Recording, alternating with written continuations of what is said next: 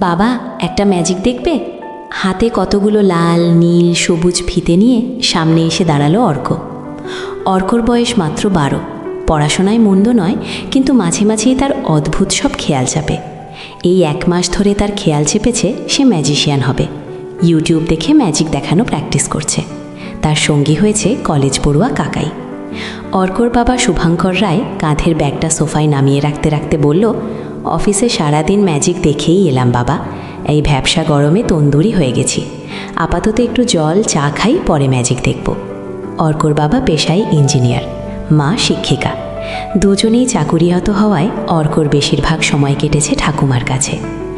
অর্ক যখন মাত্র বছর 2-এর, তখনই ওর দাদু মারা যান। অর্কর সবথেকে কাছের বন্ধু ওর কাকাই। কলেজের 3rd ইয়ারে পড়া সুশোভনও ভাইপোর সঙ্গে ক্রিকেট খেলতে শুরু করে বাড়ির উঠোনেই। শ্রীরামপুরের গঙ্গার ধারে এই 3 তলা বাগানওয়ালা বিশান বাড়িটা বানিয়েছিল অর্কর দাদু শ্রদ্ধেয় সুবিমল রায়। রেলের অফিসার ছিলেন ভদ্রলোক। গঙ্গার ধারে বসতবাড়ির 101টা উপকারিতার কথা বলে বলে বাড়িটা বানিয়েছিলেন। শুভঙ্করের ইচ্ছে ছিল কলকাতায় শিফট করার, কিন্তু স্ত্রী নীলাঞ্জনার ভদ্রেশ্বর স্কুলে চাকরি এবং বাপের বাড়ির সূত্রে কলকাতা শিফটের স্বপ্ন অধরাই রয়ে গিয়েছিল। সেই কারণেই শুভঙ্করকে কলকাতা ডেলি প্যাসেঞ্জারি করতে হয়। সোফায় বসে এসির সুইচটা অন করল শুভঙ্কর। এমনিতে ওদের বাড়িটা গাছে ঘেরা, আর গঙ্গার পাড়ে বলেই গরম তেমন নেই, কিন্তু ইদানিং প্রায় 43 ডিগ্রি টেম্পারেচারে কোনো কিছুই তেমন কার্যকরী হচ্ছে না। এসির ঠান্ডা হাওয়াটা গায়ে লাগতেই মুখ দিয়ে বেরিয়ে এলো, আহা! অর্ক এতক্ষণ সামনের চেয়ারে বসে বাবাকে এক মনে নিরীক্ষণ করে যাচ্ছিল। এবারে বলল, তুমি কি এখন ঠান্ডা হয়ে গেছো? তাহলে ম্যাজিকটা দেখাই। তখনই নীলাঞ্জনা হাতে লস্যির গ্লাস আর বোতলে জল নিয়ে সেন্টার টেবিলে রেখে বলল, অর্ক, বাবাকে এমন বিরক্ত করতে নেই। তোমার না হয় সামার ভ্যাকেশন চলছে, বাবার তো ছুটি নেই, একটু রেস্ট নিতে দাও, তারপর বাবা সব ম্যাজিক দেখবে। অর্ক টুকটুক করে নিজের ঘরে ঢুকে গেল। নীলাঞ্জনা পাশে বসতেই শুভঙ্কর চিন্তিত মুখে বলল, দাবার নেশাটা তো ভালো ছিল, এই ম্যাজিকের ভূতটা কোথা থেকে চাপল? নীলাঞ্জনা বলল, দাদুর কাছ থেকে। চিলেকোঠার ঘরের জঞ্জাল ঘেটে একটা কাঠের বাক্স পেয়েছে, তাতে প্রচুর ম্যাজিকের সরঞ্জাম ছিল। মা বলেছে ওগুলো সবই বাবার। বাবা নাকি থিয়েটার, নাটক এসবও করতো অল্প বয়সে।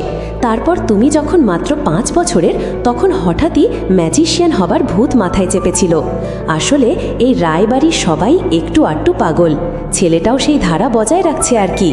শুভঙ্কর মুচকি হেসে বলল, কথাটা মন্দ বলনি। আমারও ছোটবেলায় একবার নেশা চেপেছিল বিভিন্ন দেশের কয়েন জমাব। যে যেখানে আত্মীয় আছে তাদের বলে বেড়াতাম কয়েনের জন্য। নীলাঞ্জনা হেসে বলল, তোমার আসল কৃতিত্ব তো 3 বছর বয়সে। মা বলে বাড়িতে কেউ এলে আর তাদের মিষ্টি খেতে দিলেই তুমি পাশে দাঁড়িয়ে বলতে, আর খেও না, বাকিগুলো আমি খাবো। মা বলে লজ্জায় নাকি মাথা কাটা যেত। তা তোমার ছেলে আচমকা ম্যাজিশিয়ান হয়ে যাবে, এতে আর অবাক হবার কি আছে? শুভঙ্কর বলল, তুমি কি অর্কর ম্যাজিক দেখেছ নীলা? আমায় দেখাতে এসেছিল, আমি সেভাবে গুরুত্ব দেইনি। নীলাঞ্জনা বলল, হ্যাঁ, কার্ডের ম্যাজিকটা তো বেশ ভালো দেখাচ্ছে। এই প্রশ্নটা তুমি তোমার মাকে করো, তার একমাত্র মনোযোগী দর্শক তো মা, আর তার কাকাইও যোগ হয়েছে, ভাইপোকে উৎসাহ দিচ্ছে, জুনিয়র পিসি সরকারের বই এনে দিয়েছে, বাড়িটা দিন দিন কেমন মঞ্চ হয়ে উঠছে। যাই হোক, তোমার টিফিন দেওয়া আছে টেবিলে, ফ্রেশ হয়ে খেয়ে নাও, আমায় একটু খাতা দেখতে হবে। শুভঙ্কর বলল, অর্কর ম্যাজিক দেখে ওয়াশরুমে যাব। নীলাঞ্জনা হাসতে হাসতে চলে গেল। অর্ক বাবার এক ডাকে হাজির, হাতে একটা ভেলভেটের ঝোলা। সেখান থেকেই বের করলো কয়েকটা লাল নীল রিবন। গিলি গিলি গে বলতে বলতেই কিভাবে যেন রিবনের রঙগুলো চেঞ্জ করে ফেলল অর্ক। শুভঙ্কর বাচ্চাদের মতো হাততালি দিয়ে বলল, বাহ, দারুণ তো। অর্ক বলল, বাবা, তোমার ঘড়িতে কটা বাজছে এখন? শুভঙ্কর ঘড়ির দিকে তাকিয়ে বলল, 7:10। কিছুক্ষণ দূর থেকেই ঘড়ির ওপরে গিলি গিলি গে করে অর্ক বলল, এবারে দেখো তো। চমকে উঠল শুভঙ্কর, ঘড়িতে দেখাচ্ছে 12:10। শুভঙ্কর উঠে দাঁড়িয়ে হাততালি দিয়ে বলল, এই কদিনে এমন সব শিখলি কখন? অর্ক গম্ভীর গলায় বলল, দাদু শিখিয়েছে। শুভঙ্কর হেসে বলল, তাই নাকি? স্বর্গে বসে বাবা তাহলে তোকে এসব শেখাচ্ছে? বাহ, তোর দাদু তাহলে ভালো চাকরি পেয়েছে। অর্ক বিরক্ত হয়ে বলল, আমি কোনো ফানি জোকস বলছো না তোমায়। দাদু আমায় বলেছে রোজ একটা করে ম্যাজিক শেখাবে। শুভঙ্কর হেসে বলল, বেশ, শিখে নে, আমি এখন ওয়াশরুমে যাচ্ছি। অর্ক নিজের ঘরে ঢুকে স্টাডি টেবিলের ওপরে আবার দাদুর লেখা ম্যাজিকের ডায়েরিটা খুলল। মাত্র 4 পাতা পড়া হয়েছে ওর। 4টে আলাদা আলাদা ম্যাজিকের টেকনিক শিখে নিয়েছে। দাদু স্টেপ বাই স্টেপ লিখে রেখেছে কোন হাতটা কখন কাজে লাগাতে হবে, চোখের এক্সপ্রেশন কেমন হবে। দাদুর লেখা ম্যাজিকগুলো ইউটিউবেও দেখে নিয়েছে অর্ক। দাদু লিখেছে, হিপনোটাইজ করাটাই ম্যাজিকের আসল লক্ষ্য, সঙ্গে হাত আর আঙুলের কারসাজি। ম্যাজিকের জগৎ রহস্যের জগৎ, অসম্ভব বিস্ময়কর দৃশ্য দেখানোই হলো ম্যাজিক। প্রত্যেক মানুষেরই কম বেশি ম্যাজিকের কৌশল জানতে ইচ্ছা করে অলস সময়ে মাঝে মধ্যে 2-একটা ম্যাজিক দেখানো। তাছাড়া ছোটোখাটো পারিবারিক অনুষ্ঠান বা যে কোনো অনুষ্ঠানে আত্মীয় স্বজন বা বন্ধুমহলে জনপ্রিয়তা পাওয়া যায় কিছু ম্যাজিক জানা থাকলে নিজেও একটু রহস্যময় ব্যক্তি হওয়া যায়। আমি স্কুল লাইফে প্রচুর ম্যাজিক শো দেখেছি, সেখান থেকেই শেখার আগ্রহ তৈরি হয়েছিল। যদিও পড়াশোনা আর চাকরির চাপে ম্যাজিশিয়ান রূপের নাম আমি করতে পারিনি, কিন্তু নিয়মিত চর্চায় আমি বেশ কিছু কৌশল শিখে মানুষকে ভরা আসরে তাক লাগিয়ে দিতে পারি। আমার সেসব কৌশলই লিখে রাখছি এই ডায়েরিতে। আমার কোনো বংশধর যদি ম্যাজিক নিয়ে আগ্রহী হয় আর এই ডায়েরিটা খুলে পড়ে, তাহলে তাদের কাছে খুব সহজ হবে ম্যাজিকের এই কৌশলগুলো। ম্যাজিক আসলে দুর্দান্ত হাতের কৌশল ছাড়া আর কিছুই নয়। অত্যন্ত বুদ্ধিমত্তার সঙ্গে দ্রুত কাজ করার পদ্ধতি যদি কেউ রপ্ত করতে পারে, তাহলেই সে ম্যাজিক দেখাতে পারবে। আমার এই ডায়েরির প্রতিটা পাতায় একটি করে ম্যাজিকের কৌশল লেখা থাকলো। সাবধান, সব কৌশল একদিনে শিখে ফেলার চেষ্টা করলেই তা হবে বোকামি। একটি করে শিখে তা বারবার প্র্যাকটিস করতে হবে। যতক্ষণ না নিখুঁত হচ্ছে ততক্ষণ পর্যন্ত জনসম্মুখে ওই ম্যাজিক না দেখানোই শ্রেয়। বন্ধুরা, যদি ম্যাজিকের আসল কৌশলটাই ধরে ফেলে তাহলে মজাটাই মাটি। তাই বারবার অনুশীলন করাটাও ম্যাজিকের একটা পার্ট। দাদুর ডায়েরির পাতায় মশগুল হয়ে আছে অর্ক। অর্কর ভালো নাম সুরঞ্জন রায়। অর্ক ওর ডাক নাম। কাকাই ডাকে পাস্তু বলে। বাড়িতে ফিরেই কাকাই ডাক দিল, পাস্তু, আজ কি ম্যাজিক শিখলি রে? I am waiting. অর্ক ছুটে গিয়ে আজকের শেখা ঘড়ির ম্যাজিকটা দেখিয়ে এলো। কাকাই একটা চকলেট ওর হাতে দিয়ে বলল, তোর প্রাইজ। শোন, ভালো করে রেডি হয়ে নে, আমার বন্ধুর মামার বিয়েতে তোরও নিমন্ত্রণ হয়েছে। ওরা বিয়ের আসরে নানা রকম অনুষ্ঠান করবে, কালচারাল প্রোগ্রাম, বুঝলি তো? ওর ছোট মামা আর হবু মামিমা রবীন্দ্র ভারতীর স্টুডেন্ট ছিল, তাই বিয়েতে তার একটু টাচ রাখতে চাইছে। আমি কুশলকে বলে দিয়েছে আমার ভাইপোরের আধ ঘন্টা লাগবে, ম্যাজিক দেখাবে। সবাই খুব আগ্রহী। তোর বয়সী প্রচুর ছেলে মেয়ে থাকবে বিয়ে বাড়িতে। তোর ম্যাজিক দেখে জাস্ট ছিটকে যাবে, বুঝলি তো? অর্ক ভীরু গলায় বলল, কিন্তু কাকাই, আমি তো সবে শিখছি, আমি কি আদৌ পারবো? কাকাই বলল, আরে এখনো মাসখানেক দেরি আছে, তুই প্র্যাকটিস কর ভালো করে, হবে, আমার আস্থা আছে তোর ওপরে। কাকাই অর্কর পিঠ চাপড়ে চলে গেল। অর্ক আবার নিজের ঘরে ঢুকে দাদুর ডায়েরিতে মনোনিবেশ করল। মাঝে মাঝেই বড় কাঠের বাক্সটা খুলে ম্যাজিকের জিনিসগুলো বের করছিল। কত দিন আগের জিনিস, তাও সব লাল ভেলভেটে মুড়িয়ে রেখেছিল দাদু, তাই নতুনের মতো আছে। দুটো ছোট ছোট ঘোড়ার মতো মেটালের পাত্র পেল। এর কথাই লেখা আছে দাদুর ডায়েরিতে। এই খেলাটার নাম ওয়াটার অফ ইন্ডিয়া। যত জলই ফেলা হোক, জল শেষই হবে না। বন্ধুরা, যদি ম্যাজিকের আসল কৌশলটাই ধরে ফেলে তাহলে মজাটাই মাটি। তাই বারবার অনুশীলন করাটাও ম্যাজিকের একটা পার্ট। দাদুর ডায়েরির পাতায় মশগুল হয়ে আছে অর্ক। অর্কর ভালো নাম সুরঞ্জন রায়। অর্ক ওর ডাক নাম। কাকাই ডাকে পাস্তু বলে। বাড়িতে ফিরেই কাকাই ডাক দিল, পাস্তু, আজ কি ম্যাজিক শিখলি রে? I am waiting. অর্ক ছুটে গিয়ে আজকের শেখা ঘড়ির ম্যাজিকটা দেখিয়ে এলো। কাকাই একটা চকলেট ওর হাতে দিয়ে বলল, তোর প্রাইজ। শোন, ভালো করে রেডি হয়ে নে, আমার বন্ধুর মামার বিয়েতে তোরও নিমন্ত্রণ হয়েছে। ওরা বিয়ের আসরে নানা রকম অনুষ্ঠান করবে, করবে, কালচারাল প্রোগ্রাম, বুঝলি তো? ওর ছোট মামা আর হবু মামিমা রবীন্দ্র ভারতীর স্টুডেন্ট ছিল, তাই বিয়েতে তার একটু টাচ রাখতে চাইছে। আমি কুশলকে বলে দিয়েছি আমার ভাইপোরের আধ ঘন্টা লাগবে, ম্যাজিক দেখাবে। সবাই খুব আগ্রহী। তোর বয়সী প্রচুর ছেলে মেয়ে থাকবে বিয়ে বাড়িতে, তোর ম্যাজিক দেখে জাস্ট ছিটকে যাবে, বুঝলি তো? অর্ক ভীরু গলায় বলল, কিন্তু কাকাই, আমি তো সবে শিখছি, আমি কি আদৌ পারবো? কাকাই বলল, আরে এখনো মাসখানিক দেরি আছে, তুই প্র্যাকটিস কর ভালো করে, হবে হবে, আমার আস্থা আছে তোর ওপরে। কাকাই অর্কর পিঠ চাপড়ে চলে গেল। অর্ক আবার নিজের ঘরে ঢুকে দাদুর ডায়েরিতে মনোনিবেশ করল। মাঝে মাঝেই বড় কাঠের বাক্সটা খুলে ম্যাজিকের জিনিসগুলো বের করছিল। কতদিন আগের জিনিস, তাও সব লাল ভেলভেটে মুড়িয়ে রেখেছিল দাদু, তাই নতুনের মতো আছে। দুটো ছোট ছোট ঘোড়ার মতো মেটালের পাত্র পেল। এর কথাই লেখা আছে দাদুর ডায়েরিতে। এই খেলাটার নাম ওয়াটার অফ ইন্ডিয়া। যত জলই ফেলা হোক, জল শেষই হবে না। ট্রিকটা ভালো করে শিখছিল অর্ক। কাকাইয়ের বন্ধুর মামার বিয়েতে পারফর্ম করতে হবে ভেবে খুবই উত্তেজিত হয়েছিল। ভাগ্যি সেই সময় সামার ভ্যাকেশনটা ছিল, না হলে কী করে প্র্যাকটিস করত অর্ক। দাদু লিখেছে, অনুশীলনী ম্যাজিকের একমাত্র চাবিকাঠি, ঠিক অঙ্কের মতো। কাকাইয়ের বন্ধুর মামার বিয়েতে পারফর্ম করার আগে আগামী পরশু অয়নের বার্থডে পার্টি আছে সন্ধেবেলা। ওখানে সবাই অর্কর ক্লাসমেট আর তাদের অভিভাবকরা থাকবে। অর্ক ভাবছে আগামী পরশুই কি বাইরের দর্শকের সামনে হাতেখড়ি দিয়ে দেবে? মন্দ হবে না। অয়নের বার্থডেতে ওর তরফ থেকে এক্সক্লুসিভ বার্থডে গিফট হয়ে যাবে। অর্ক লাফাতে লাফাতে ঠাম্মির ঘরে গিয়ে বলল, এবারে শুরু হবে আমার স্টেজ পারফরমেন্স।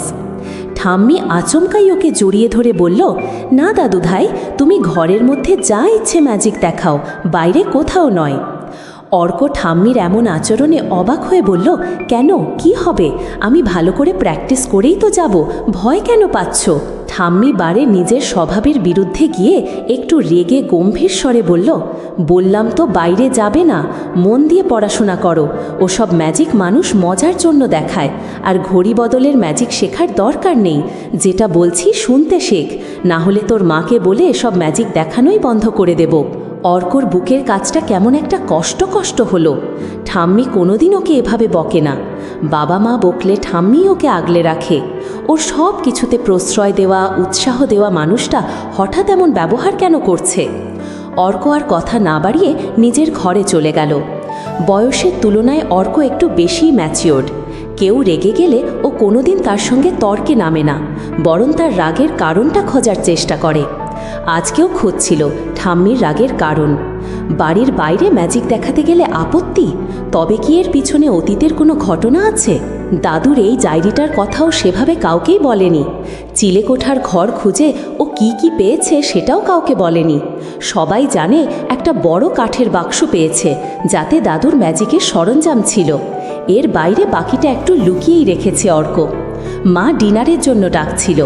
ঘরের লাইট অফ করে ডিনার টেবিলে গিয়ে বসল। বাবা আর কাকাই আইপিএল ম্যাচ নিয়ে জোর আলোচনা শুরু করেছে। এবারে কে চ্যাম্পিয়ন হবে সেই নিয়েই জল্পনা। ঠাম্মি একবার ওর দিকে তাকাল। অর্ক খাবারে মন দিল।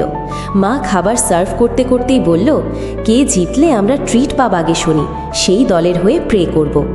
কাকাই মুখে খাবার ভরেই বলল, বৌদি যদি সিএসকে জেতে আমি ট্রিট দেব। বাবা বিরক্ত মুখে বলল, আরে জিতবে তো কে কে, আর প্রে করলেও জিতবে, না করলেও। অর্ক এই তর্কের মধ্যেই চুপচাপ খেয়ে নিজের ঘরে চলে গেল। যাওয়ার সময় বলে গেল গুড নাইট। নিজের পড়ার টেবিলে টেবিল ল্যাম্প জেলে পড়তে লাগলো দাদুর ডায়েরিটা। ম্যাজিকের মতোই একটা রহস্যের গন্ধ রয়েছে এই ডায়েরিতে। হয়তো ঠাম্মির আচমকা অদ্ভুত ব্যবহারের কারণও আছে। মোট 50টা ম্যাজিক শিখিয়েছে দাদু এই ডায়েরিতে। কিছু কিছু আবার লেখার সঙ্গে নিজেই ছবি এঁকে বুঝিয়েছে ভালো করে।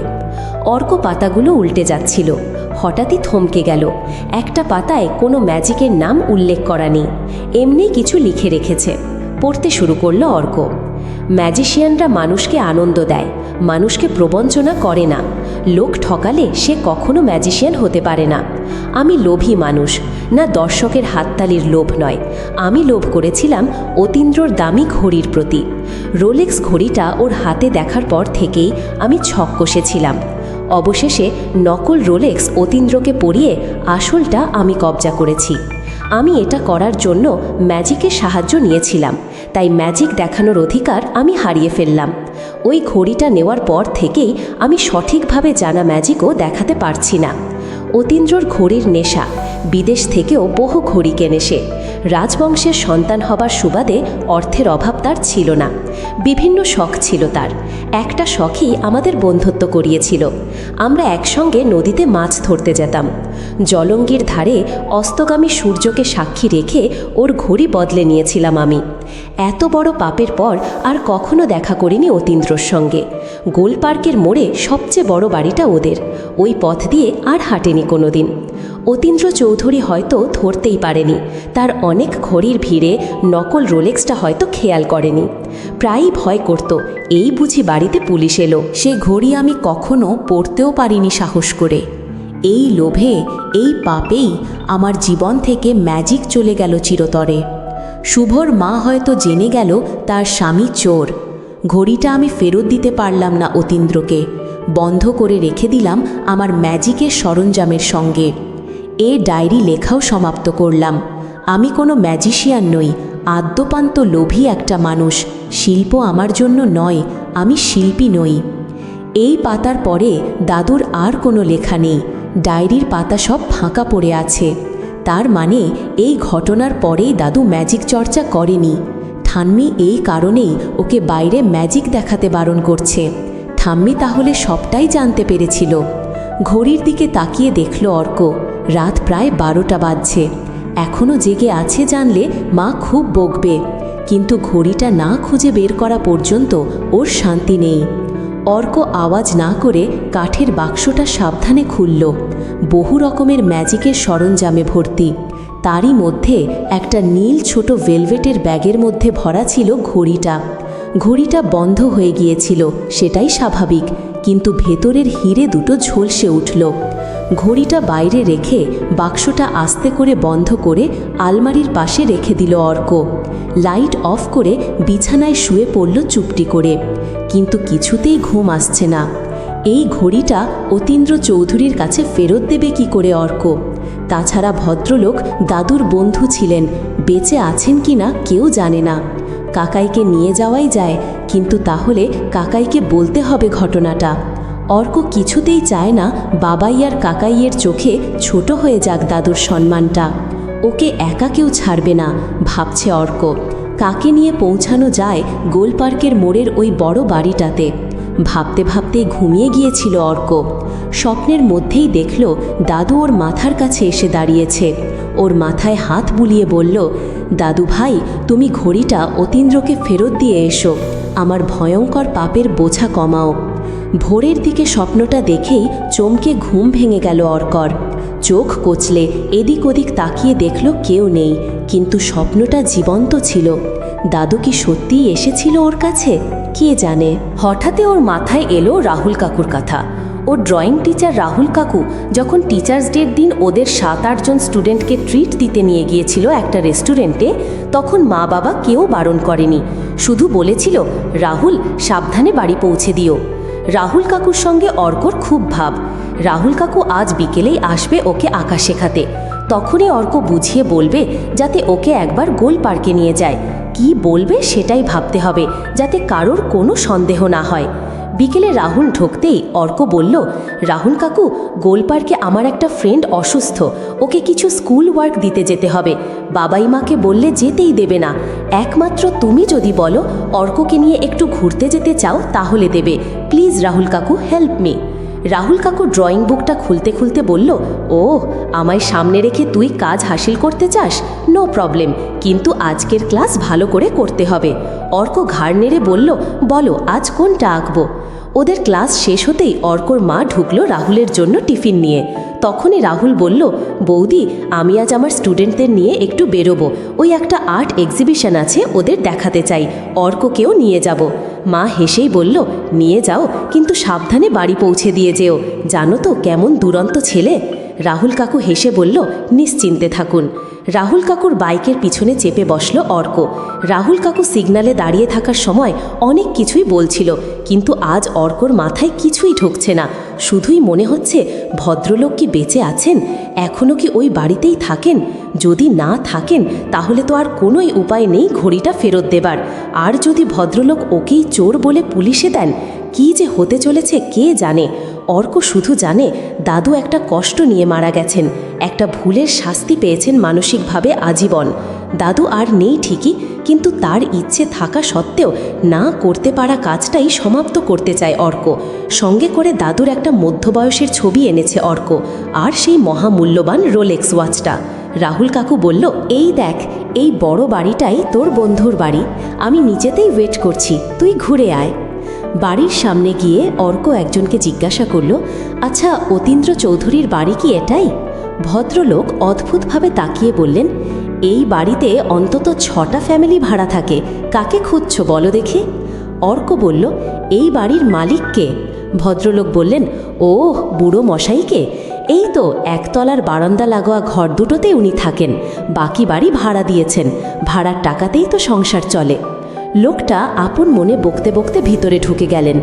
লোকটির দেখানো গেট দিয়ে ঢুকে বারান্দার দিকে গেল। বুকের মধ্যে ঢিপ ঢিপ করছে। বাড়ির কাউকে ছাড়া এই প্রথম ও কোনো অপরিচিত জায়গায় এসেছে, একটা সম্পূর্ণ অপরিচিত লোকের সঙ্গে দেখা করতে। দরজা হাট করে খোলা। একটা ইজি চেয়ারে এক বয়স্ক ভদ্রলোক বসে বাল্বের কম পাওয়ারের আলোতে কিছু একটা পড়ছেন। অর্ক দরজায় নক করতেই ভদ্রলোক খেকিয়ে বলে উঠলেন, বললাম তো হরি, আরও 15 মিনিট পরে চা খাবো, তোদের কি কথা বললে কানে যায় না? অর্ক নরম গলায় বলল, মিস্টার অতীন্দ্র চৌধুরী আছেন? ভদ্রলোকের গলাটা মুহূর্তে বদলে গেল। রাশভারী ভঙ্গিমায় বললেন, ইয়েস, কামেন। অর্ককে দেখে বললেন, কি চাই লিটল বয়? অর্ক ব্যাগ থেকে দাদুর ছবিটা বের করে বলল, চিনতে পারছেন একে? শ্রী সুবিমল রায়। অতীন্দ্রবাবু বেশ উচ্ছ্বসিত হয়ে বললেন, আরে সুবিমল দ্য গ্রেট ম্যাজিশিয়ান, মাছ ধরার হাতটিও ছিল খাসা।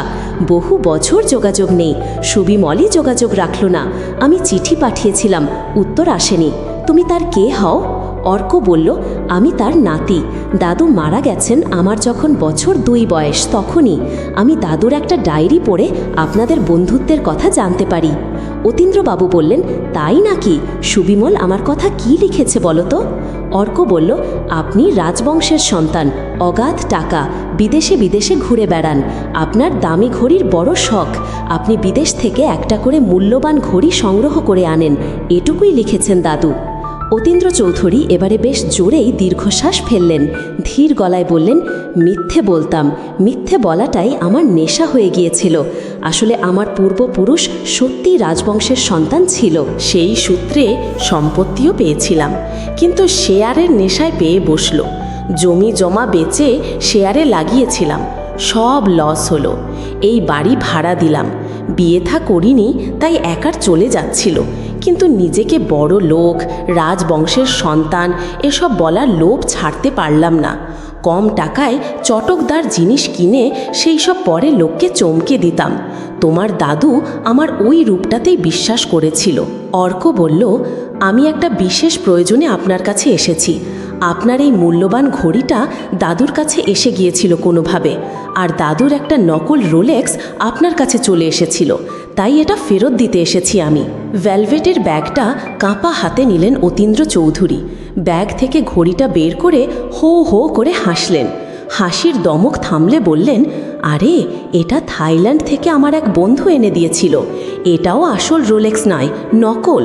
সুবিমল সরল মানুষ ছিল, তাই আমার মিথ্যাগুলোকে বিশ্বাস করেছিল। আসল ভেবেছিল এই ঘড়িটাকে। ঠিক মনে করতে পারছি না কবে আমি এটা সুবিমলকে দিয়েছিলাম পড়তে। বহু বছর আগের কথা তো, সঠিক মনে নেই। তুমি এত বছর পরে খুঁজে খুঁজে এই ঘড়িটা ফেরত দিতে এসেছো লিটল বয়।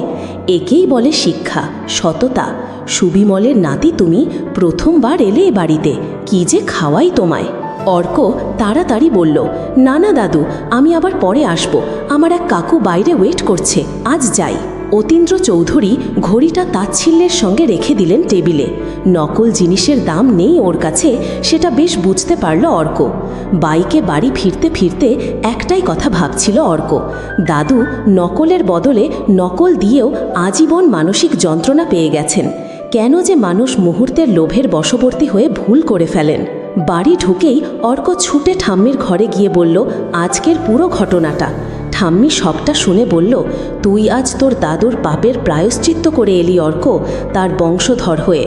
তোর দাদু আজ স্বর্গ থেকে তার দাদু ভাইকে অনেক আশীর্বাদ করছে, অনেক। অর্ক নিজের ঘরে গিয়ে আবার একটা ম্যাজিক শেখায় মন দিল।